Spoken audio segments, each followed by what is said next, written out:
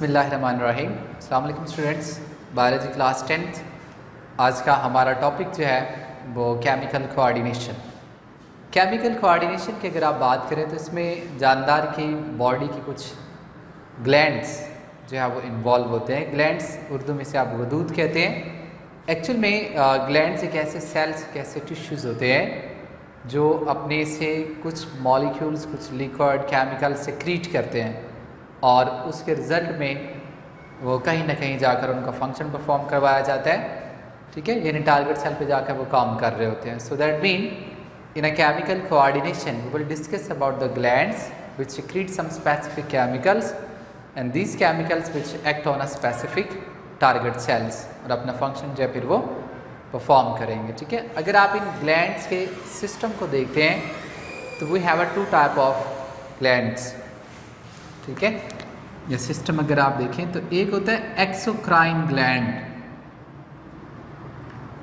ये आपके पास। दूसरा होता है एंडोक्राइन ग्लैंड। एक्सोक्राइन ग्लैंड्स के मुताबिक अगर आप बात करें तो इसमें ऐसा होता है कि इनके पास क्या आती हैं, it has a specific duct for secretion, कि जो इनकी सेक्रीशन है उसको टारगेट सेल तक पहुंचाने के लिए इनके पास स्पेसिफिक क्या होती हैं, डक्ट होती हैं, नालियां होती हैं। उनके ज़रिए ये अपनी इन तमाम चीज़ों को अपने टारगेट सेल तक पहुंचा देते हैं। फॉर एग्जांपल आप देखें एक्सोक्राइन के अंदर पेंक्रियाज के कुछ सेल्स होते हैं। वो सेल्स क्या काम कर रहे होते हैं, अल्फा बीटा भी उनको हम कहते हैं। वो पेंक्रियाटिक जूस,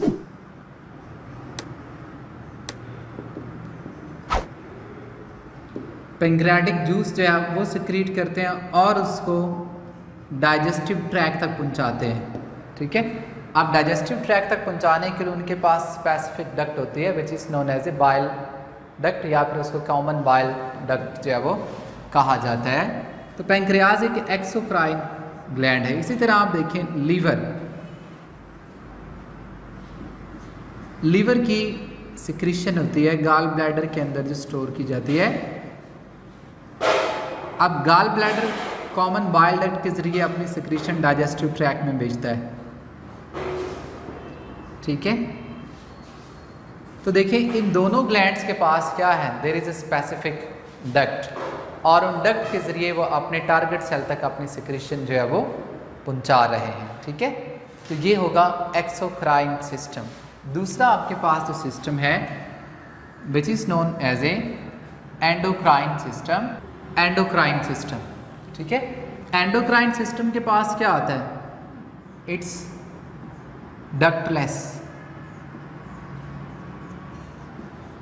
डक्टलेस सिस्टम। मतलब इसके पास अपने केमिकल्स को पहुंचाने के लिए अपने टारगेट सेल तक डक्ट्स नहीं होती।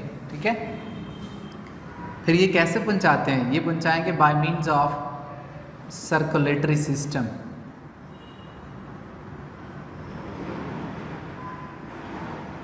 ठीक है, ये अपने सर्कुलेटरी सिस्टम की, यानी ब्लड सर्कुलेटरी सिस्टम जो ऑर्गेनिज्म का होगा उसके थ्रू ये अपने टारगेट सेल तक अपनी सेक्रीशन जो है वो पहुंचाएंगे। ठीक है, और इनकी सेक्रीशन जो कि केमिकल्स होते हैं हम उन्हें नेम देते हैं केमिकल्स, हम उन्हें कहते हैं हार्मोन्स।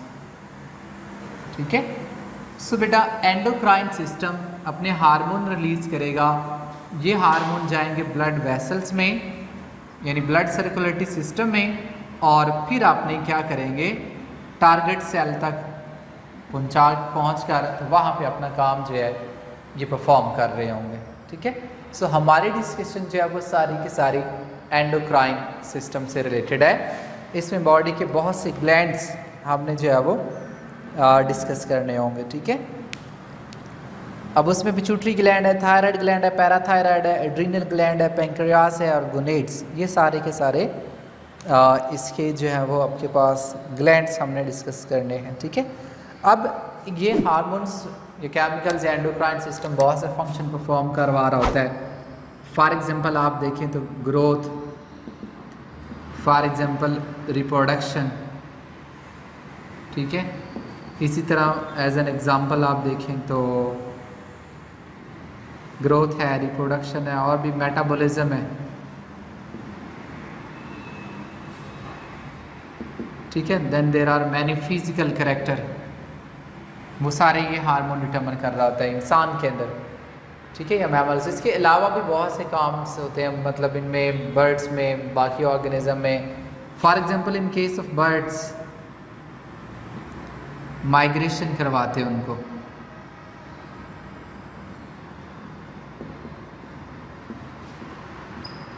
ठीक है। माइग्रेशन, आपने खैर विलेज का इन्वायरमेंट आप तो नहीं जानते, हमें भी कुछ जानते भी हो तो बाज़ दफ़ा ऐसा होता है ना कि परिंदों के गौल गुजर रहे होते हैं, तो वो माइग्रेशन होती है। माइग्रेशन की रीज़न क्या होती है? रिप्रोडक्शन। और उनको बर्ड्स को ये सारा कौन बता रहा होता है, कौन डायरेक्ट कर रहा होता है? तो वो सारे के सारे हार्मोन्स होते हैं, ठीक है। ये हमारे मैदानी इलाकों में, कम पहाड़ी इलाकों में ये सिलसिला बहुत ज़्यादा होता है कि पहाड़ी इलाकों के अंदर बर्ड्स जो है वो बहुत ज़्यादा माइग्रेट करके कहीं जा रहे होते हैं, तो ज़्यादातर वो वहाँ जाते हैं जहाँ फूड रिसोर्सेज मैक्सिमम प्रेजेंट हो, ठीक है। तो उसमें मतलब फूड रिसोर्सेज नियर वाटर सबसे ज़्यादा होता है। बर्ड्स किस पे फीड करते हैं? इंसेक्ट के ऊपर फीड करते हैं, ठीक है। छोटे मोटे इंसेक्ट के ऊपर फीड कर लेते हैं, प्लांट्स के ऊपर फीड कर रहे हैं। तो जहाँ पे वेटलैंड्स होती हैं, यानी ख़ास पानी वाली जगह होती है, वहाँ पे खुराक भी ज़्यादा होती है, बहुत सी फैसिलिटीज़ होती हैं। तो बर्ड्स माइग्रेट करके उन इलाकों में जाते हैं जहाँ फूड रिसोर्सेज ज़्यादा होते हैं, ताकि वो रिप्रोडक्शन कर सके अच्छे से, ठीक है। तो ये जो माइग्रेशन उनकी करवाई जा रही है, उनमें हार्मोन्स का बड़ा इंपॉर्टेंट रोल होता है, ठीक है। तो ये हमारे पूरे चैप्टर में आगे जो रिमेनिंग है उसमें एंडोक्राइन सिस्टम को ही हमने जब वो सारे का सारा डिस्कस करना है, ठीक है। अब देखिए इसमें ग्लैंड्स कौन कौन से इन्वॉल्व हैं जो हमारी बॉडी में। तो नंबर 1 आप देखेंगे तो पिट्यूटरी ग्लैंड है,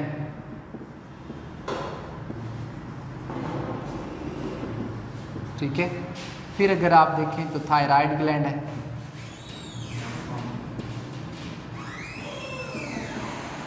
फिर आप देखें तो पैराथायराइड है,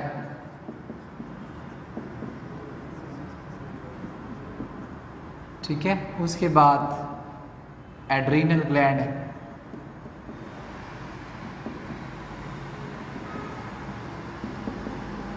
एड्रीनल ग्लैंड है, फिर और पेंक्रियास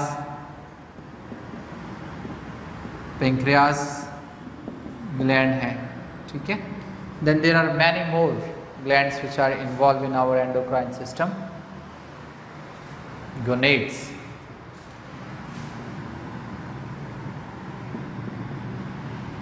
ठीक है। ये सारे ग्लैंड्स हैं जो हमने डिस्कस करना है। अब इन ग्लैंड्स को जब हम पढ़ते हैं तो हमें जो स्पेसिफिकली पता होना चाहिए ना, वो ये है कि इनकी सेक्रीशन क्या है,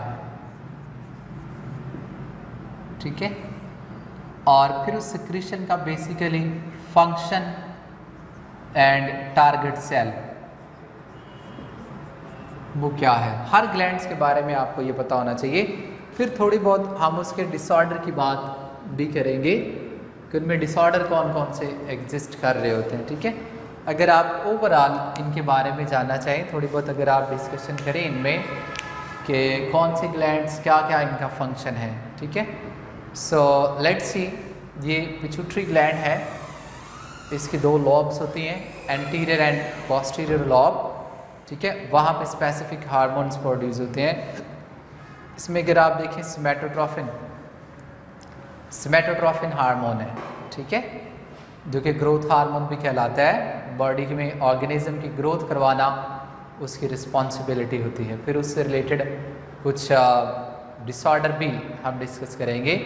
इसी तरह अगर आप देखें पिट्यूटरी ग्लैंड, उसमें ऑक्सीटोसिन हार्मोन्स है, ठीक है, और there are many more hormone which will be perform a different function, ठीक है। इसी तरह थायराइड ग्लैंड आप देखें, thyroid gland it's present in a neck, यानी गर्दन के रीजन में ये प्रेजेंट होता है, और इसका जो हार्मोन है उसे थायरॉक्सिन हार्मोन कहते हैं। इसमें शायद आपने कभी सुना हो T3 T4 इस तरह के हार्मोन्स होते हैं। तो इसका जो बेसिकली फंक्शन है वो फंक्शन क्या है? मेटाबॉलिज्म, एनर्जी मेटाबॉलिज्म, फूड को एक्सट्रैक्ट करना, उसका मेटाबॉलिज्म करवाना और उससे फिर ग्रोथ करवाना। ख़ास तौर पर मेंटल ग्रोथ थायराइड ग्लैंड के सिक्रीशन से ज़्यादा होती है, ठीक है। इसी तरह आप देखें पैराथायराइड, तो ये भी डिफरेंट हार्मोन प्रोड्यूस करते हैं which are involve in osmoregulation so that mean maintenance of salt and water in the body fluids. इसी तरह आप देखें एड्रीनल एक्चुअल में ये रेनल से निकला है। किडनी के ऊपर ये छोटा सा ग्लैंड होता है, उसे एड्रीनल ग्लैंड कहते हैं। तो ये बहुत से हार्मोन प्रोड्यूस करता है। इसमें एमरजेंसी हार्मोन भी हैं, एपिनेफ्रिन, नेफ्रिन, ठीक है, या एड्रीनालिन या नॉन एड्रीनालिन, ये हार्मोन्स होते हैं।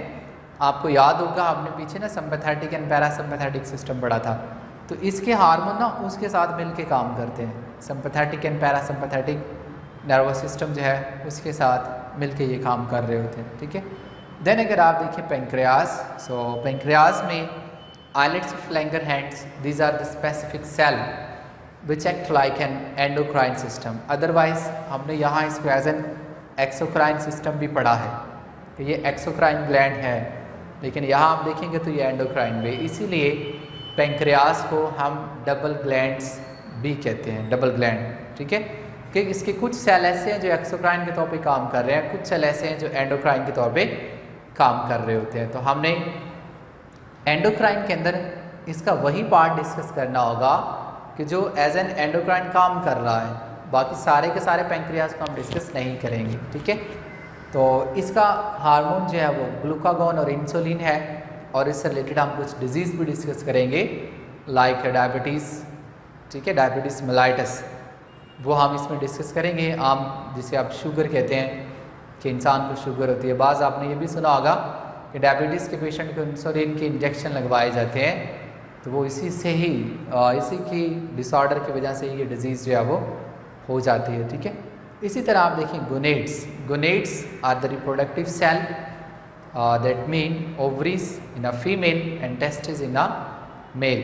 तो both produce many hormones which are responsible for the growth, secondary sex character and also for the reproduction, ठीक है। फिर हम इसके डिसऑर्डर भी हम डिस्कस करेंगे।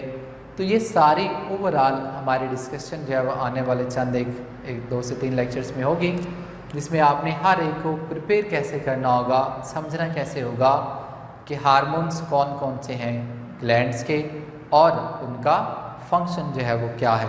तब जाकर ये आपको समझ में आएगी कि आपने कैसे इसे जो है वो प्रिपेयर करना होगा, ठीक है। समझ आ गई कुछ? तो ये सारा इंट्रोडक्शन था एंडोक्राइन सिस्टम में, और उससे इन्वॉल्व हमारी बॉडी के अंदर जो भी ग्लैंड्स काम कर रहे होते हैं, ठीक है। तो ये सारा एंडोक्राइन है। Keep in mind there is a very important short question, what is the endocrine exocrine system. इसमें क्लियर कट डिफरेंस अगर आपको अभी मैंने समझाया भी था, तो डिफरेंस ये है कि एक्सोक्राइन एक डक्ट कंटेनिंग सिस्टम है, एंडोक्राइन जो है वो एक डक्ट लेस सिस्टम है। एक्सोक्राइन अपनी तमाम सिक्रीशन जो है वो अपने टारगेट सेल तक पहुंचाएगा अपनी ख़ास नालियों के ज़रिए, और एंडोक्राइन सिस्टम जो है वो अपनी सिक्रीशन अपने टारगेट सेल तक पहुंचाएगा अपनी जो ब्लड सर्कुलेटरी सिस्टम के ज़रिए, ठीक है। ये इसमें डिफरेंट है। फिर एक्सोक्राइन सिस्टम के जो सिक्रीशन है वो सिंपल केमिकल या अपने रेलिवेंट चीज़ें कहलाती है, जैसे कि बाइल है, पेंक्रियाटिक जूस है, जबकि एंडोक्राइन की जितनी भी सिक्रीशन है उसे आप हार्मोन्स का नेम देते हैं, ठीक है। हार्मोन जैसे केमिकल है जो एंडोक्राइन सिस्टम सिक्रीट करता है, और ब्लड सर्कुलेटरी सिस्टम के ज़रिए वो अपने टारगेट सेल तक जो है वो पहुँच जाता है, फिर वो अपना फंक्शन परफॉर्म करता है, ठीक है।